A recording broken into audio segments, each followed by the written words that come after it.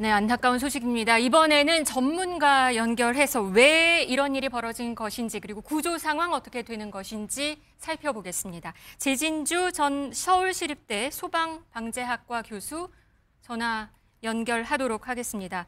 지금 어제 발생한 울산 화력발전소 붕괴 사고로 밤새 구조 활동이 진행이 됐는데요. 매몰된 7명 가운데 위치가 확인된 2명에 대해 구조를 시도했지만 1명은 결국 숨졌고 1명은 추가 사망이 예정된다. 그리고 최소 4명이 추가 사망이 추정이 된다라고 전해지고 있습니다. 지금 연결이 됐나요? 재 교수님? 아직 연결이 안 됐습니다. 지금 이런 상황 먼저 대형 사고입니다. 이재명 대통령이 산업재해와의 전쟁을 선포한 지 지금 한 달 만에 다시 이런 일이 벌어진 겁니다. 교수님, 이거는 어떻게 이해를 해야 되는 건가요? 예, 그 이재명 정부의 국정 과제 중에 하나가 산업재해와의 전쟁이었죠. 그렇지만 정책 선언만으로서 현장에서 실제로 어떤 일이 이루어진다는 별개의 문제인 것 같습니다. 일단 여러 가지 우리나라 현실 상황에서 봤을 때 산업재해와의 전쟁을 펼치려면 경기가 좋아야 됩니다. 건설사들도 여유가 있어야지만 이 안전에 투자할 돈이 있는 것이죠. 하지만 이 현실성을 보면 그렇지가 않습니다. 지금 건설 경기는 엄청나게 안 좋고 경쟁은 치열합니다. 또한 용역 단가도 낮아지는 상황에서 건설사도 여러 가지 안전에 신경을 쓸 수 있는 그런 여력이 없었을 수도 있습니다. 이건 네. 법적 문제로 따져봐야 될 문제지만은 이렇게 예상이 됩니다. 그리고 한 가지 안타까운 사실은 이제 현실적으로 이게 1981년도에 이제 건설이 됐을 때도 우리나라에서 거의 최대 규모의 엄청난 화력 발전소였습니다. 네. 당시만 해도 지어질 때도 최고의 건설사가 어떻게 고비용의 이제 인력을 사용해서 가장 최첨단 시설로 이제 건설을 했겠지요. 하지만 철거하는 시점에서는 무엇이냐면 실제적으로 너무나 건설 경기가 안 좋기 때문에 아무도 관심 없는 건설사들이 비용을 절감하면서 철거를 했을 것 같습니다. 이러한 과정 속에서 이런 문제가 생긴 것 같은데 앞으로 이제 정부에서 정책을 추진하려면 실제적으로 뭐냐면 이 정책에 대해서 선언만 하는 것이 아니라 그 건설 경기를 알아보면서 관리까지 하는 것이 중요하지 않을까 생각이 듭니다. 네, 알겠습니다. 이번에 다시 한번 연결해 보겠습니다. 전문가 연결해서 왜 이런 일이 벌어진 것인지 그리고 구조 상황 지금 현재 어떻게 진행될 것인지 좀 알아보겠습니다. 재진주 전 서울시립대 소방방재학과 교수 연결돼 있습니다. 재 교수님. 예, 안녕하세요. 네, 지금 울산 화력발전소 지금 해체 중이던 보일러 타워가 이 철거 중에 아주 붕괴가 됐습니다. 저희 화면 보시면 거의 10초도 안 되는 시간에 우르르 무너졌거든요. 이거는 네. 왜 이렇게 된 건가요? 네, 타워를 철거하기 위해서 취약화 작업을 진행했을 텐데요. 취약화 작업을 잘 했으니까 잘 무너졌을 겁니다. 네. 결론적으로 얘기하면 문제는 무너진 게 문제가 아니라 무너지라고 취약화 작업을 한 거니까요. 거기에 왜 사람이 들어가서 작업하게 했느냐. 이게 문제가 되는 거죠. 그래서 작업하던 사람이 25m 윗부분에서 작업 중이었다라는 얘기가 들리는데 제일 밑에 건물이 잘 붕괴될 수 있도록 기둥 부분을 자르고 그 중간중간도 잘라서 마지막에 폭약을 터뜨려서 철거를 시킬 겁니다.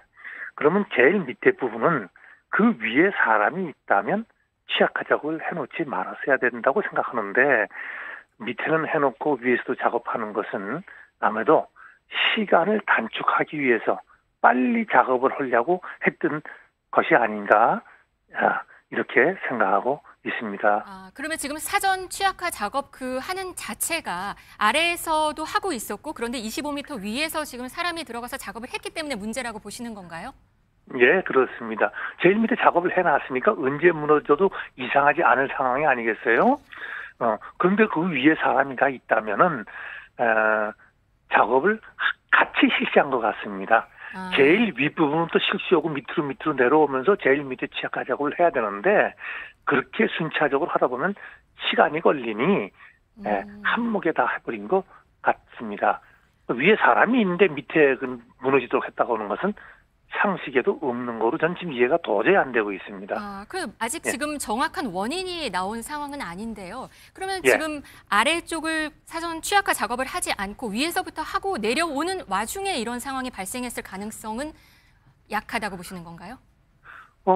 이미 그 제일 밑에 취약 가족을 했다고 보도도 된 걸로 알고 있는데요. 네. 밑에 취약 가족을 안 했다면 그렇게 무너질 리가 없죠. 근데 위에서부터 내려오는 게 원래 수칙이라고 말씀을 들었던 것 같은데요. 예, 그렇죠. 네. 예.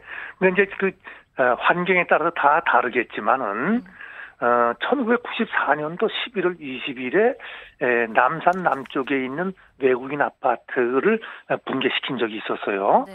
그때 제일 밑에 폭약을 설치해서 한목에 터뜨려서 건물이 루루 무너지는 것을 TV로 제가 본 적이 있었는데요. 얼마나 빠르게 철거가 됐습니까? 그냥 비용 절감이 그런 식으로 철거를 시키면 많이 되겠죠. 지금 이 철탑도 마찬가지였을 겁니다. 제일 밑에 폭약을 설치해서 무너뜨리되 쉽게 무너지도록 절단 작업 같은 거나 그다음에 구멍을 내는 작업을 했거나 했을 겁니다. 근데 한목에 다 무너지게 하기 위해서는 위에서부터 다 그런 절단 작업 같은 것을 매층을 하는 것이 아니라 중간중간에 하더라도 했을 것이고, 그리고 제일 밑에도 했을 것인데, 그 작업을 해 나가면서 사람이 위에 있다면 밑에 취약화 작업하는 것은 나중에 했어야죠. 네. 아까도 말씀드렸지만 빨리 마치려고 동시에 그런 작업을 했을 가능성. 거고, 네. 그래서 무너졌을 겁니다. 예. 지금 9명이 메모리 됐고 그중에 한 명은 예. 사실 어제까지만 해도 대화가 가능하다고 전해졌었는데 오늘 새벽에 예. 안타깝게도 사망 소식이 전해진 상황입니다. 지금 예. 조금 전에 4명 소식도 들어왔는데 사망 추정 소식으로만 들어온 상황이거든요. 지금 현장 예. 상황은 좀 많이 어려워 보이는 거죠. 예. 사람들이 참 무척 사망했다는 소식을 뉴스를 통해서 들을 때마다 가슴이 찢어질 것 같은데요. 실제적으로 지금이 외부가 참 차가운 온도지 않습니까? 그런 사람들이 체온을 잃어서 동사할 수 있는 확률이 크죠. 그냥 붕괴되면서 부상을 입었다면 더 심각하게 빨리 사망할 수도 있겠지만 부상을 안 입었더라도 이렇게 초겨울 날씨에 노출된다면 빨리 사망할 수도 있을 것 같은데 참 상황이 안타깝게 그지없습니다. 골든타임이라는 게 있을 수 있나요? 이번 상황에서? 골든타임이라고 한다면 일반적으로 그 안에는 사람을 구조해야 생존할 수 있다는 시간으로 볼 수가 있을 텐데요. 지금 이런 경우에는 골든타임을 얘기하는 것이 적절하지 않다고 보는 것이, 가령 예를 들어서 바다 위에 배가 떠 있는데 그 배가 10분 안에 침몰될 것 같다. 그러면 10분 안에 구조를 해야 된다. 그러면 그것이 골든타임이 될 수 있는 거지만, 이 건물이 붕괴되면서는 그 안에 사람이 생으로 살아 있었어도 며칠 견디기 힘들 텐데 부상한 사람도 있을 것이고, 그렇다면 10초라도 빨리 구하는 것이 골든타임이지. 네. 어느 정도 시간이 안에는 구해야 된다. 그런 기준을 설정하는 것은 좀 미련한 설정이라고 이해가 됩니다. 최대한 가능한 빨리 구조에 나서야 해야 되는 상황이다. 예, 그렇습니다. 지금 현재 상황, 지금 영상으로 보면요. 붕괴된 타워 주변도 조금 아슬아슬해 보이기도 합니다. 지금 보니까 한 기는 이미 사전 취약화 작업을 마쳤다는 얘기도 들리고 있거든요. 지금 구조하시는 분들 안전에도 좀 신경 써야 되는 상황 아닙니까? 예, 그렇습니다. 지금 요 구조자가 있을 경우에 구조대원들은 요 구조자가 조금만 더 쫓아가서 구조하면 나을 것 같으니 자기 안전을 무시하고 구조하러 들어가는 경우도 많이 있거든요. 그러나 구조에 임하는 지휘자의 처지에서는 요 구조자의 안전도 중요하지만 구조자의 안전도 중요하다는 것을 생각해서 정말 신중히 해야 될 텐데, 그렇기 때문에 지금 구조 작업이 다소 늦어지고 있는 것이 아닌가 싶은 생각도 듭니다. 네, 알겠습니다. 구조하시는 분들 안전도 염려됩니다.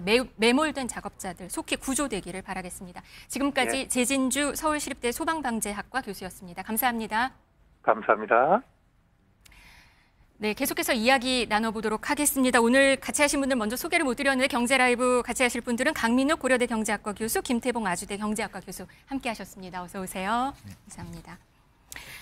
지금 쭉 보셨어요. 영상 쭉 보셨는데 지금 정부가 이렇게 아까 말씀 잠깐 드렸는데 산재와의 전쟁을 선포했잖아요. 근데 뭘 놓쳤길래 지금 이런 상황이 또 발생했을 걸까요?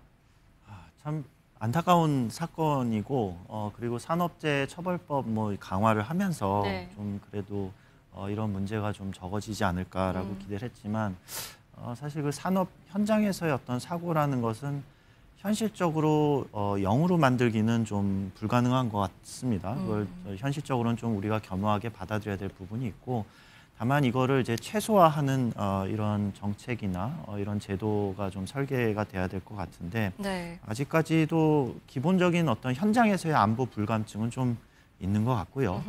또 앞서 우리 교수님께서 말씀하신 것처럼 비용의 문제도 있는 것 같습니다. 네. 이 안전을 뭔가 보장을 하기 위해서는 사실 건설회사나 시행업체의 어떤 그 투자와 그런 비용 부담이 있을 텐데 그게 현실적으로 그런 여건이 안 되는 상황이 될 것 같아요. 네. 그래서 이 산업재해처벌법으로 이제 강화를 한다고 하는 이 강한 규제가 과연 모든 그런 사고들을 적절하게 최소화할 수 있을까라는 좀 고민이 들고요. 뭐 전 세계적으로 그런 산업재해에 대해서는 강력한 처벌이 있습니다. 네. 미국도 엄청난 이제 징벌적 그 벌금, 그게 뭐 반복성, 심각성, 아니면 뭐 의도성 이런 그 여부에 따라서 그 기하급수적으로 이제 벌금이 늘어나게 돼 있고요. 네. 우리나라는 또 특이하게 이제 그 처벌법에는 그 사고가 나면 이제 대표이사에 대한 형사처벌이 가능하다는 네. 게 또 강한 그런 이제 법안으로 돼 있습니다. 네. 근데 이게 어쨌든 결과적으로는 이런 사고가 또 반복이 되다 보니까 과연 이 채찍만으로 가능할까? 이제 비용 문제 이런 걸 좀 생각을 해보면 약간의 당근책도 필요하지 않을까? 예를 들면 이전보다 좀 사고가 줄어들었다고 하면 어떤 시스템적인 어떤 보완으로 그러면 국가 정부에서 뭐 세금 혜택을 준다든지 뭐 하는 좀 일종의 당근 정책도 좀 필요하지 않을까라는 생각이 들었습니다. 네, 정책적으로도 당근도 오히려 필요할 수도 있다 이렇게 말씀하셨습니다. 이 사고가 난 울산 화력발전소는 1981년에 준공이 돼서 한 40년간 계속해서 이용을 했던 곳이 가동이 됐던 곳입니다. 어떻게 보면 22년에 지금 퇴역을 한 곳인데 지금 보시죠. 이 화면이 처음에 81년 4, 5, 6호기 준공 때 사진입니다. 네, 이 곳이 지금 이렇게 퇴역을 해서 철거를 하려고 하는 상황에서 이런 상황이 붕괴 사고가 발생을 했는데요.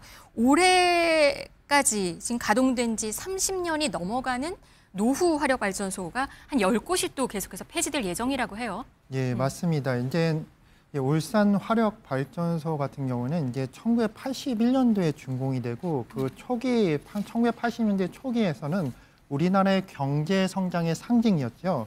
우리나라의 국내 총 전력의 15%까지 여기서 네. 만들었다고 하는데 그 엄청난 수치입니다.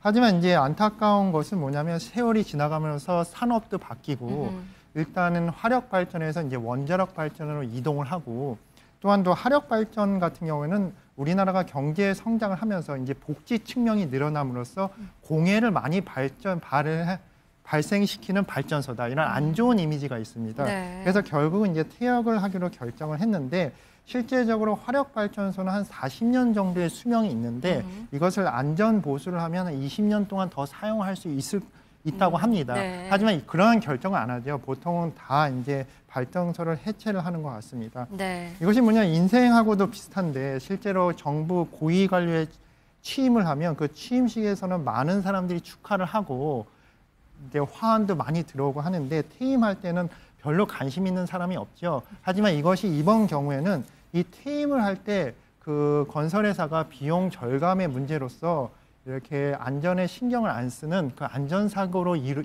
이어졌다는 게 안타까울 따름입니다. 네, 어쩌면 화력발전소 폐지, 철거는 단순 산업시설의 철거가 아니고 어떤 시대적인 의미도 좀 같이 있는 상황인 것 같습니다. 그래도 산업재해는 절대 있어서는 안 될 것 같습니다.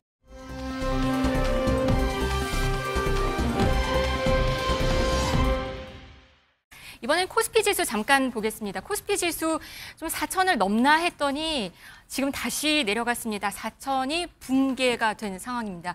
교수님, 좀 사상 최고치를 좀 찍으면서 4,000을 넘어가나 했더니 참 어려워 보입니다. 예, 지금 아무래도 불확실성이 여전히 계속되고 있는 상황인 것 같습니다. 그런 이제 그 코스피 지수의 어떤 향방이라는 게 뚜렷하게 지금 나타나지 네. 않는 상황인 것 같고 대외 여건이나 여러 가지 경제 상황을 봤을 때 좀 당장에는 예측하기 힘든 상황이 아닐까 싶습니다. 우리나라 지금 미국과 관세 협상이 한참 지금 마무리 진행 중입니다. 무슨 팩트시티라는 이 설명 자료가 이번 주 중에 나올 것이다라는 예상이 있었는데 아직은 좀 들리지 않는 것 같습니다. 예, 아무래도 뭐 또 세부 어떤 사안들에 대해서 그 협상 또 이게 확정을 해야 될 텐데 특히 이제 이번 그 협상에서 좀 주로 관심됐던 부분이 이제 핵 추진 잠수함 관련이었고요. 이것과 관련해서 또 우라늄 농축이라든지 핵연료 재처리 이런 문제에 대해서 우리가 얼마나 이것을 접근 가능할 수 있는지에 대한 그 여부가 사실 굉장히 민감한 현안으로 네. 돼 있을 겁니다. 그래서 미국 입장에서도 이런 핵 관련 그런 기술들이 사실은 이제 군사적 사용으로도 이게 사용될 수 있기 때문에 그런 거에 대해서 좀 조심할 필요가 있어서 아무래도 이제 시간이 걸리는 게 아닐까 싶습니다. 네, 이 이슈랑 맞물려서 이재명 대통령 다음 주 월요일에 4대 그룹 총수랑 만나서 후속 대책을 협의할 전망이라고 전해지고 있습니다. 국내 투자 얘기가 여기서 또 나올 것 같다면서요? 예, 맞습니다. 이제 관세 협상이란 것이 어느 정도 마무리가 됐다고 정부는 파악하는 것 같습니다. 물론 코스피 시장은 그렇게 인식하는 것 같지는 않습니다. 지금 코스피가 많이 떨어졌는데 그 이유 자체가 이제 여러 가지 첫 번째 문제가 관세 협상에서 불협화음이 계속 나오죠. 미국 정부랑 한국의 이야기가 다르고 또한 미국 정부도 엄청난 게 혼란스럽잖아요. 대법원과 트럼프가 싸우는 사태 때문에 이렇게 여러 가지 이제 코스피 시장이 왔다 갔다 하는데 일종의 대통령이나 정부 입장에서는 이 관세 협상이 어느 정도 마무리가 됐다. 그 이후에는 이제 무엇을 할 것이라면 이재명 대통령은 국정의 첫 번째 목표 중에 하나인 국가 성장에 대해서 신경을 쓰겠다. 결국 뭐냐면 이 성장에 대해서 신경을 쓰기 위해서는 결국은 기업들이 결정을 해야 되는 것입니다. 네. 정부가 밀어주는 거는 한계가 있고 기업들이 결정을 해줘야 되는 것인데 그 첫 번째랑 두 번째가 뭐냐면 고용과 투자라는 것입니다. 그래서 만약에 만나게 되면 이제 만나기로 했었는데 이 4대 그룹 총수랑 만나게 되면 정부가 기업의 투자랑 고용을 적극적으로 할 때 어떤 점을 정부가 도와줘야 되나 지원해야 되나 이런 이야기를 네. 들어볼 것 같습니다. 네. 이런 이야기를 듣는 것 자체도 기업의 총수 입장에서는 굉장히 좋은 신호로 받아들일 수 있을 것 같습니다. 네, 알겠습니다. 그런데 지금 미국에서는 방금 말씀하신 대로 트럼프 대통령이 대법원에서 이 관세 이슈로 싸우고 있다고 표현을 하셨는데 대법원이 심리 중이라고 합니다. 그렇게 되면 지금 대법원이 상호 관세가 무효다 이렇게 만약에 판결을 내리게 된다 이러면 이게 전체가 전면 재논이 될 수도 있는 상황인가요? 예, 그럴 것 같습니다. 근데 이게 사실 왜 대법원까지 그 소송전에 갔느냐라고 이제 물어보면 사실은 이 관세 조치에 관한 이 권한은 원래는 이제 미국 의회가 갖고 있습니다. 네. 근데 이게 대통령의 어떤 행정명령, 행정부에서의 어떤 조치로 지금 돼 있는데 사실 미국의 역사에서도 그런 행정부의 관세 조치가 있었던 사례는 이제 닉슨 대통령 때가 아마 거의 최초이자 뭐 마지막이었을 것 같은데 네. 그때 그 관세 조치를 이제 미국 의회를 제쳐두고 할 수 있었던 배경에는 국가 비상 상태라는 이제 선언이 가능했기 때문에 이 관세 조치를 했을 수 있습니다. 그게 이제 17년도에 제정됐던 그 미국의 그 법안에 보면 국가 비상 상태에는 이제 그때 이제 세계 대전 당시에 전시 체제에서 가능했던 어떤 행정 명령이었는데 네. 지금은 근데 그게 국가 비상 상태와는 무관하게 사실 트럼프는 이제 국가 안보와 또 불공정 무역에 대한 명분으로 지금 이 관세 조치를 했다고 그러거든요. 이거는 네. 이제 무역 확장법과 이제 뭐 다른 이제 무역 통상법 이런 이제 법안의 근거를 삼아서 관세 조치를 했는데 문제는 이 닉슨 대통령 때 관세 조치는 이제 포괄적인 10%였다고 하면 트럼프도 역시 지금 포괄적인 관세 조치를 내렸었는데 이게 과연 근거가 있느냐라고 이제 얘기하는 겁니다. 왜냐하면 국가 안보나 이런 이제 불공정 무역에 대한 관세 조치는 특정한 물품, 특정한 국가에 대해서만 관세 조치를 내릴 수 있는 그런 법안이거든요. 그래서 지금 대법원에서 이제 핵심이 되는 쟁점은 과연 이런 포괄적인 관세 조치가 그 법에 근거해서 됐느냐. 그러다 보니까 대법관 중에서는 이제 이걸 비판적인 시각을 갖고 있는 대법관은 왜 동맹국들한테 관세 조치를 했느냐라는 이제 그러면 이게 진짜 무효가 될 수도 있는 건가요?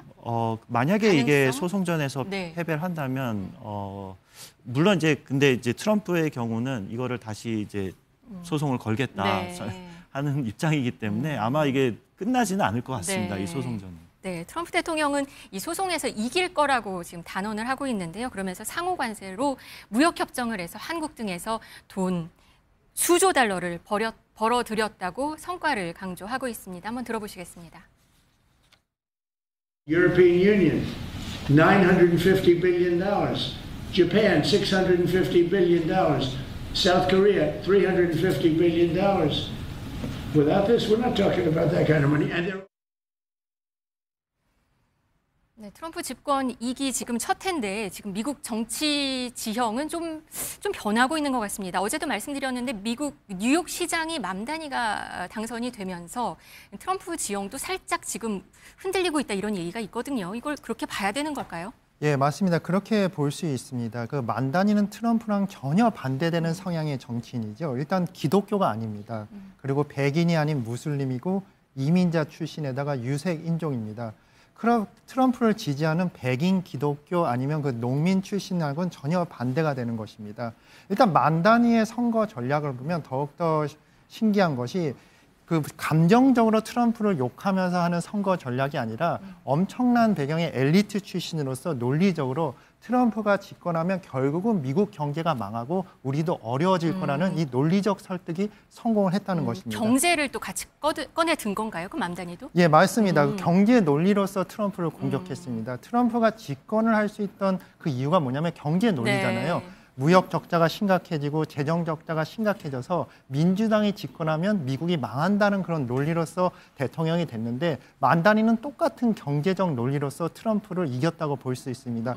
최소한 뉴욕 시민들은 이제 설득이 됐는데요. 그 선거 결과가 더욱더 충격적인 거는 공화당 후보가 있었는데 그 득표율이 7.1%밖에 되지 않았습니다. 네. 이런 걸 봐서는 결국 뭐냐면 트럼프 정부에 대한 경고고 심판이고 결국은 트럼프가 제왕적으로 일방적으로 독주하는 것을 뉴욕 시민이 막으려고 하는 그런 의견이 보였다고 볼 수 있습니다. 네, 이 맘단위 인물에 대한 관심도 높은데요. 이 배우자에 대한 관심도 굉장히 온라인상에서 높습니다. 봤더니 Z세대 맞고요.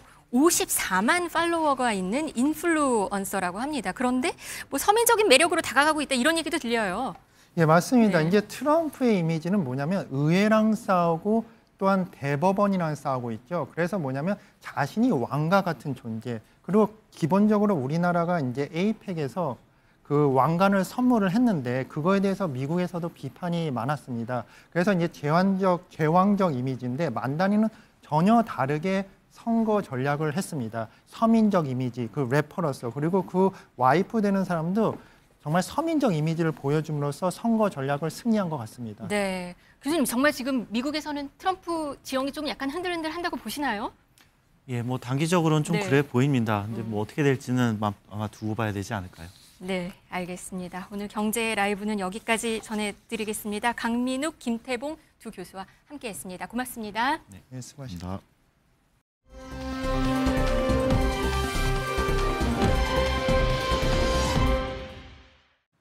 계속해서 뉴스 라이브입니다. 실시간 관심을 끄는 화제의 뉴스들 만나보시죠. 새 정부 국정감사 마지막 전장이 된 어제 대통령실 국감. 고성과 막말, 정쟁 국감이었다는 비판에 방점을 찍었죠. 어제 하이라이트는 단연 이 장면이었을 겁니다. 많이들 보셨죠? 파행 후 속개가 반복된 어제 국감. 오전 있었던 첫 번째 정회 후에 연출된 이른바 배치기 충돌이었습니다. 야당의 송원석 원내대표, 여당 이기현 의원은 서로 상대방이 먼저 부딪혀 왔다면서 책임을 돌렸습니다. 공방의 대상은 역시 김현지 부속실장의 불출석이었는데요. 이름만 나오면 고성과 설전이 반복됐습니다. 김 실장이 김병기 원내대표보다 더 위라는 이 주진우 의원의 SNS 글도 현장에서 도마 위에 올랐는데요. 원내대표가 운영위원장으로 현장에 있었죠. 두 번째 정회로 이어졌습니다. 김현지 실장이 권력자니까 내가 거기에 꼼짝 못한다 이렇게 야지를 넣은 건데 그럼 나도 저 막말해도 되는 거네. 막 가자는 거네. 저한테 반론할 기회를 주십시오. 싫습니다. 그냥 떠드세요. 이 대통령 지시에 따라서 외부 일정에 동행하지 않고 용산 경내에 남아서 대기했다는 김 실장. 하지만 결국 김현지 없는 김현지 국감으로 눈살집 풀려지는 장면들만 남게 됐습니다. 그리고 지금 이 시각 윤석열 전 대통령과 김건희 여사는 동시에 서울중앙지방법원에서 재판을 받고 있습니다. 윤 전 대통령의 체포방해 등의 혐의, 김 여사 주가 조작 등 혐의에 대한 재판이 시간차를 두고 조금 전에 10시 15분 시작됐는데요. 전직 대통령 부부의 법원 동시 출석, 최초의 일이죠. 지난달에도 한 차례 재판 일정이 겹쳤지만 그때는 윤 전 대통령이 나오지 않았습니다. 최근에는 잇따라 직접 나와서 방어권을 행사하고 있죠. 자, 다만 두 사람이 마주치는 일은 없을 것 같습니다. 불필요한 논란을 의식해서 교정본부는 점심 식사 시간까지도 두 사람의 동선이 겹치지 않게 조정을 했다고 합니다. 군대 얘기 좀 해보겠습니다. 상사는 7,200만 원, 대위 등 중견 간부 5,500 이상, 초임 간부 4,000, 군 간부들에 대한 중견 기업 이상 수준의 연봉 인상이 추진됩니다. 어제 국회 국방위원회가 있었는데요. 군 복지 체계 강화를 위해서 여야 합의로 신설된 군 복지 소위가 어제 첫 회의를 열면서 논의된 내용입니다. 간부 지원율 제고, 중견 간부 이탈 방지 차원인데요. 수당 강화, 휴일 당직은 10만 원에 이르도록 당직 근무비도 인상하고요. 군 주거 지원 강화 등도 함께 추진됩니다. 군인 자녀 교육복지 강화 이런 것도 포함됐습니다. 군 사기 증진 최적의 시기다. 획기적인 대책을 연이어 추진한다는 국방부 방침입니다. 먼 나라 소식 한번 들어볼까요? 백주 대낮에 길거리에서 그것도 대통령이 성추행을 당하는 일이 있었습니다. 멕시코 최초의 여성 수반 클라우디아 셰인바움 대통령에게 일어난 일입니다. 화면 한가운데 이 시민들과 이야기를 나누고 있는 여성이 바로 셰인바움 대통령인데 보시는 것처럼 등 뒤로 다가가서 목 뒤에 입 맞추고 신체 접촉까지 시도하는 한 남성. 뒤늦게 경호원이 제지하지만 이미 상황은 벌어졌죠. 명백한 성추행이었다. 대통령은 밝혔습니다. En el momento realmente estaba yo hablando con otras personas, no estaba, repito, totalmente alcoholizado. 술에 취해 기억이 나지 않는다는 이 남성은 이미 이날 2차례나 성추행을 저지른 걸로 전해졌는데요. 여성 인권이 열악한 것으로 알려진 멕시코, 누구나 겪을 수 있는 일이라면서 여성들을 위해서 대통령은 피의자를 고소했다고 밝혔습니다.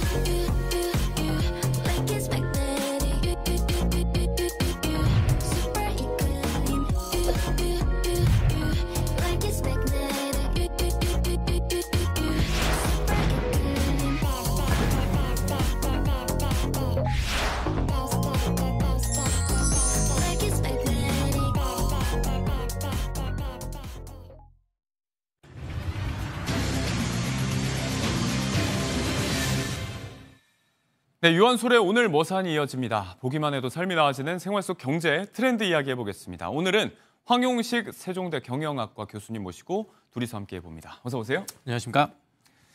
네, 황 교수님은 오랜만에 이 자리에 모셨는데 네. 자, 이야기를 좀 시작해 보기 전에 질문을 좀 드려볼게요. 어떻게 네. 교수님 매운 거 잘 드시나요? 이게 참 아이러니한 건데 좋아하는데 네. 체질적으로 잘 안 맞는지 예, 많이 먹고 싶지만 이게 잘 받지는 못합니다. 근데 네.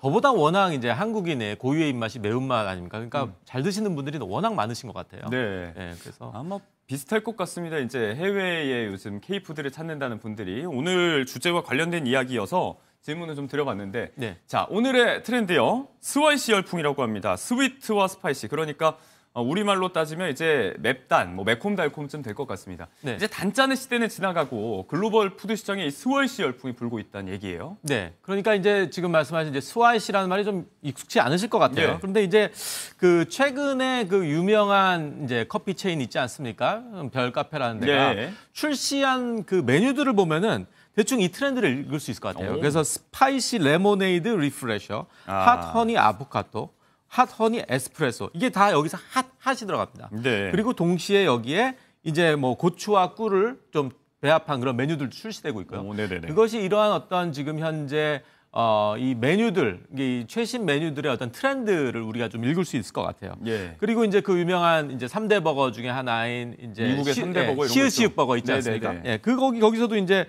고추장 양념치킨 버거를 출시를 했는데 이게 원래 우리나라에 먼저 나왔던 거잖아요. 그렇죠. 근데 이거를 오히려 더 역수출을 해서 어허. 전 세계의 그 시읒 버거에서 이걸 예. 출시하고 있다고 합니다. 그만큼 그 스와이시라는 것이 하나의 이제 글로벌 메뉴들 푸드의 키워드가 되는데 이 중심에는 우리 한국 K푸드가 있다라는 것이죠. 예. 왜냐하면은 우리가 전통적으로 이 스와이시 푸드를 우리는 매우 저도 어려서부터 뭐 그쵸. 떡볶이라든지 네. 뭐 양념치킨이라든지 이 자체가 스와이시 푸드였어요. 매콤달콤한 맛이라는 대명사가 있었어요. 그렇죠. 그래서 그거를 우리가 이제 너무나도 노출이 되었지만 이게 이제 우리 내부 안에서만 이제 유명했지 예. 이게 글로벌화되지 못했거든요. 그러나 이제 이런 해외의 많은 인플루언서라든지 네. 셀레브리티들이 이러한 한국의 K푸드를 알고 그거를 이제 좀 재점화시키는 예. 그런 어떤 계기가 됐던 것 같습니다. 이 스와이시 열풍이 이제 우리나라가 아니라 글로벌 시장을 좀 뜨겁게 달구고 있다는 얘기인데 오늘 이런 이야기를 해봅니다. 이 트렌드의 중심에 있는 게 현지에서 이제 소스류입니다. 핫허니 이런 소스가 아주 인기라고 하고 사실 우리의 고추장 이런 것도 단맛이 나잖아요. 그렇죠. 그런데 고추장의 인기도 요즘 현지에서 많이 높다면서요? 그렇죠. 제가 정말 이 트렌드를 보면서 감동했던 게 뭐냐면요. 저도 예. 이제 유학 시절에 뭐 이제 그 한인 식당이나 그런 데 가보면은 거기에 있는 메뉴들을 보면요. 이제 대부분 뭐 고추장이나 이런 한국 그 음식의 그 제목을 예. 풀어서 써요. 뭐 핫 코리안 소스 뭐 이런 식으로 하는데 네네네. 뭐 이제는 레드페퍼 이렇게 하면서 그렇죠. 근데 이제는 아예 그냥 GO 뭐 CHU 해서 고추장 하나의 고유명사로 받아들여요. 고유명사가 돼버렸습니다. 예. 그래서 이제 해시태그를 실제로 해가지고 게시물을 보면 한 23만 개 정도의 네. 이제 게시물이 올라오고 있고 레시피로는 한 58개 정도가 뉴욕 타임즈 쿠킹 사이트에 올라오고 있다고 합니다. 예. 그 정도로 고추장의 열풍이 대단하고요. 그 다음에 이제 우리 대한민국 사람들이 너무나도 좋아하는 그 브랜드가 하나 있습니다. 시읒 피읒 브랜드가 있는데 햄이죠, 햄. 네네. 거기서 이제 오히려 출시를 고추장 플레이버를 출시를 했습니다. 이거 맛있겠네요. 고추장맛 네. 시읒 피읒을 출시했고요. 그 다음에 이제 그 유명한 대형 유통업체인 트레이더 조스에서는 허니 고추장 뭐 아이스크림 샌드위치 네. 이런 것들을 내고 그래서 그만큼 고추장이 전 세계적으로 인기가 많다라고 보시면 되겠습니다. 네, 전 세계적으로 이제 열풍이 불고 있는 스와이시 트렌드가 사실 매운맛의 본고장이라고 할 수 있는 우리나라에는 역수출이라고 해야 될까요? 좀 뒤늦게 들어오면서 내수 시장에 뒤늦게 반영이 되고 있는데 보면 이제 조금 전에도 고추장과 아이스크림을 만났다고 했지만 우리 시장에서도 뭐 주류라든지 이런 아이스크림 같은 의외의 조합과 또 적용이 되는 경우가 눈에 띄는 것 같아요. 그렇죠. 그래서 요즘 그 MZ 세대들이 요즘 그 특이한 어떤 음식의 조합을 예. 이제 좋아한다고 하는데 실제로 이제 우리나라 유명한 대형 마트에서 이제 그 하이볼이라고 있지 않습니까? 그 네네네. 일본에서 주류 유명한 메뉴죠. 위스키. 거기서 이제 일본 고구마 소주와 그다음에 고추, 토마토를 조합한 아주 좀 독특한 매콤함과 달콤함이 좀 배합된 그러한 음료수를 출시했다고 합니다. 또 상상은 안 돼요, 맛이. 그렇죠. 이게 저도 한번 챌린지를 해보고 싶긴 한데 네네네. 더 재미있는 건 이제 매운맛 아이스크림이라는 게 또 출시됐고요. 그렇죠. 그래서 이게 실제로 그 히트를 쳤던 그 볶음면 있잖아요. 볶음면 예. 브랜드에서 나오는 출시하는 아이스크림이 나왔습니다. 모양도 심지어는 닭다리 모양이고요. 예. 그다음에 거기에다가 이제 우유 아이스크림하고 그다음에 초콜릿 코팅, 그다음에 이 불닭 크런치 이거를 합쳐가지고 어떻게 보면 매운맛의 아이스크림을 가미한 좀 특이한 아주 그 익숙하지 않은 그런 예. 메뉴들인데 요즘 젊은 세대들은 이런 걸 찾는데요. 오히려 본인들이 이런 걸 도전해보고 네. 나 이런 거 했다. 그리고 인증을 SNS에 올리고 그런 식으로 이제 한다고 합니다. 체험 소비, 경험 소비 차원으로 좀 볼 수가 있는 거죠. 그렇죠. 이걸 뭐 맵부심이라고 한다고요. 예. 맞아요. 자, 맵고 단맛의 효시라고 하면 사실 이제 보통은 아시아 음식들, 우리 음식이 또 최근에는 K푸드의 인기가 또 중심이 되고 있는데 조금 전에도 말씀하신 그 상징과도 같은 게 사실 그 매운 닭 볶음라면 저희가 항상 소개할 때마다 제대로 된 상호를 얘기를 못하고 있지만 네. 세계적인 누적 판매량이 80억 개를 넘어섰다고 하더라고요. 그렇죠. 그래서 이게 왜 의미가 있느냐. 전 세계 추산 인구가 대략 한 82억입니다. 예. 그러면은 이 누적 판매량이 80억 개라는 거는 전 인류 중에 한 명은 접했을 가능성이 있다라는 것이죠. 한 봉지 이상 먹었다는 거예요. 그렇죠. 네. 그래서 아마 우리 시청자들도 그러신 분들 다 한 번씩은 드셔봤을 텐데 이게 이제 누적 판매량이 계속 늘어납니다. 23년도에 50억 개, 24년도에 70억 개를 돌파해서 올해 상반기 벌써 80억 개를 넘어섰고요. 예. 그렇다면 이제 이게 왜 이렇게 인기가 있는가? 실제로 이 배경에는 이 챌린지 열풍이 있습니다. 그래서 그 유명 SNS의 예. 인플루언서들이나 셀레브리티들이 실제로 이 매운맛 볶음면을 먹으면서 네. 맵부심을 보여주는 그런 과정이 실제로 여러 소비자들에게는 아주 그 재미있는 네. 놀이문화처럼 이게 자리를 잡은 것이죠.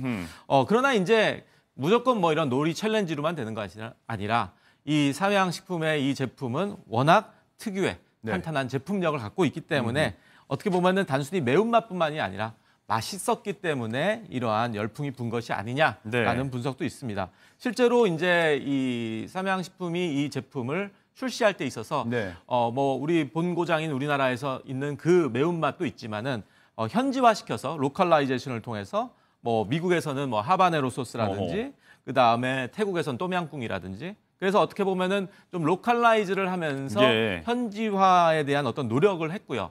그다음에 다양한 이벤트들을 했습니다. 예. 그래서 이 챌린지를 하는 한 뭐 소녀에게 유튜버 소녀한테 직접 네. 가서 뭐 선물을 준다든지 네네. 그다음에 이제 콘서트장에 아예 팝업 스토어를 한다든지 그래서 정말 다양한 마케팅 노력을 펼쳤다고 볼 수 있겠습니다. 공격적인 전략에 힘입은 부분이고 자 이런 매운 닭 볶음라면의 인기에 힘입어서 이제 삼양식품의 주가도 고공행진에 계속 펼치고 있었는데 경쟁업체인 농심에서도 이 세계 시장 공략에 좀 부심하고 있는 것 같습니다. 최근에 이 스와이시 열풍과 좀 연관해서 볼 수가 있을 것 같아요. 김치볶음을 활용한 라면이 또 출시가 됐다고요? 그렇죠. 그래서 이번에 그 김치볶음에 대해서 저도 뭐 한국인으로서 매우 좋아하는 또 음식이지만은 실제로 그 UAE 아랍에미레이트 맞아요. 왕세자들이 에이펙에서 오히려 싸갔다고 해요. 그렇게 좋아했다고 하더라고요. 이게 김치인데 왜 김치 맛이 자기가 아는 김치 맛이 아니냐? 당연히 다르죠. 볶음 김치니까. 근데 그거를 농심에서 이번에 출시를 해서 예.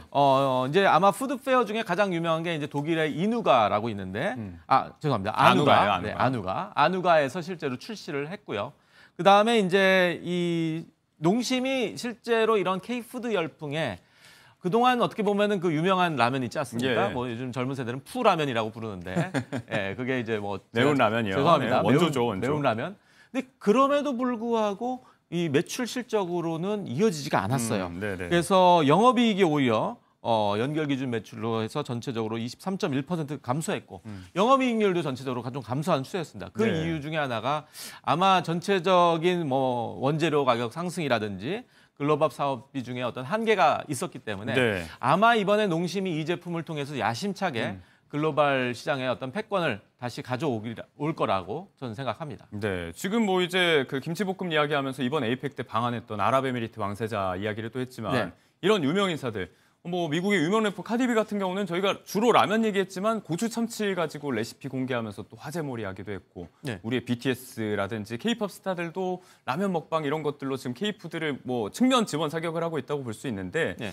어떤 그 MZ들의 디토 소비라고 하죠. 이 모방 심리 소비가 결국 이 열풍의 한 몫을 단단히 했다고 좀 봐야 되는 부분이죠. 그렇죠. 요즘 아마 그 MZ들의 이제 소비 패턴은 디토라고 나도 한번 해보겠다. 예. 그런데 이제 이 카디비라는 분은 제가 보기에는 그냥 단순한 어떤 뭐 인플루언서 차원이 아니라 이분은 뭐 래퍼지만은 좀 진정성이 느껴졌어요. 본인이 진짜 그거를 K푸드의 진심이신 분입니다. 먹는 걸 정말 좋아하는 것 같더라고요, 일단. 그래서 본인이 실제로 이게 김을 싸면서 그 싸서 먹는 게 쌈 문화가 또 우리나라 K푸드 문화 아닙니까? 네, 맞아요. 근데 그걸 본인이 직접 시연을 해요. 그래가지고 거기다가 밥에다가 뭐 그 고추 참치를 얹혀가지고 마요네즈 소스까지 뿌리는 이것은 어떻게 보면은 이 사람이 정말 한국 사람이 아닐까 정도로 그렇게 어떻게 보면 그 자취생 메뉴라고도 하더라고요. 자취생 메뉴를 이렇게 네네. 선보였는데 그게 엄청난 이제 호응을 얻었습니다. 그래서 이것이 챌린지 열풍으로 이어졌고 또 실제로 이 제품을 출시한 참치, 동원 참치라든지 이런 업계들이 아마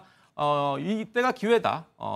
K 참치를 전 세계에 한번 좀 알리자라는 어떤 그런 움직임으로 또 이어져서 정말 이런 인플루언서들의 어떤 역할, K푸드의 어떤 전도사들이 정말 이 글로벌 K푸드의 성공을 견인하고 있다라고 해도 과언이 아닐 것입니다.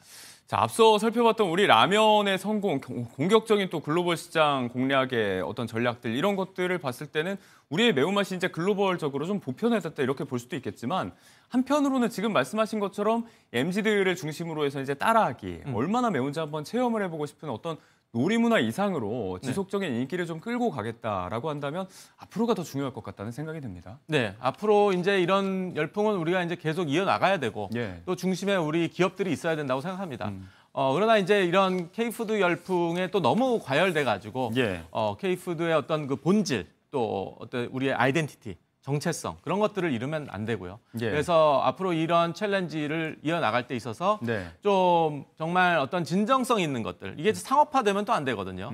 인플루언서들이 상업화될 때 그 진정성이 안 느껴지기 때문에 카답이나 이런 분들의 모습을 보면은 진짜 맛있겠다 그런 식의 어떤 인식들이 있기 때문에 우리 기업들은 앞으로 이제 글로벌화 내수에 머무르진 않을 거라 그런 그 생각을 해봅니다. 본질적으로는 이제 맛이 있어야 된다는 얘기죠. 그렇죠. 맛이 있어야 되고 체험을 해보고 나서도 계속해서 소비하고 싶은 마음이 좀 들게 하는 게 중요할 것 같다라는 이야기였습니다. 자, 맵고 단맛의 스와이시 트렌드 흐름 이것과 연관지어서 우리 K푸드의 열풍 성장 동력과 전망에 대해서 오늘 황용식 세종대 경영학과 교수 모시고 이야기 나눠봤습니다. 시간 내주셔서 고맙습니다. 네, 감사합니다.